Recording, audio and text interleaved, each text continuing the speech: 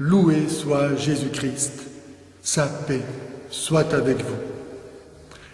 Pour évacuer l'obstacle que constitue la révélation chrétienne de la légitimité de l'islam, par exemple l'évangile de Matthieu, chapitre 24, versets 4, 11, 24, ou bien l'épître aux Galates, chapitre 1, verset 8, la première épître de Saint Jean, chapitre 2, versets 22 à 23, ou chapitre 4, versets 1 à 6, ou encore Apocalypse, chapitre 22, versets 18 à 19, l'islam affirme que la Bible a été falsifiée.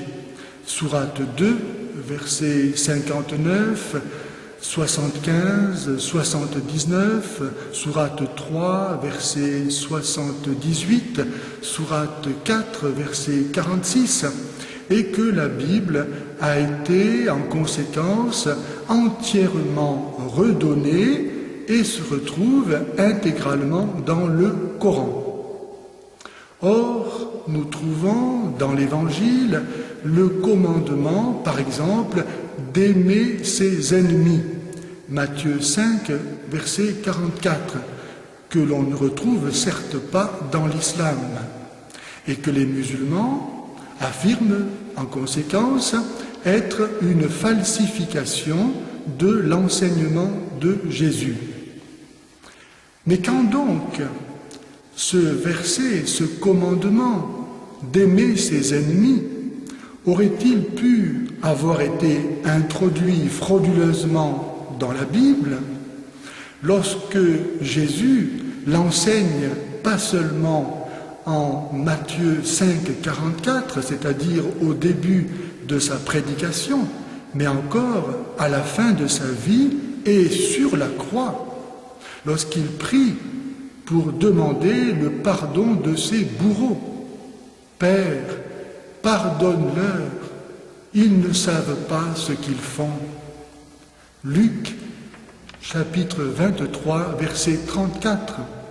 Et que saint Étienne, le premier martyr, a lui aussi mis en pratique ce commandement, implorant le pardon pour ceux qui le lapidaient. Livre des Actes des Apôtres, chapitre 7, verset 60.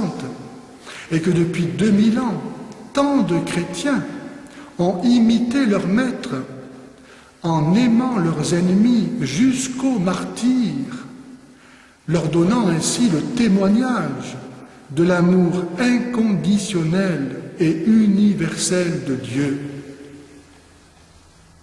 Si donc les musulmans ne peuvent pas dire quand ce commandement d'aimer ses ennemis aurait été introduit dans la révélation chrétienne, est-ce que la raison ne leur commande pas alors de soupçonner de falsification non pas la Bible, mais le Coran?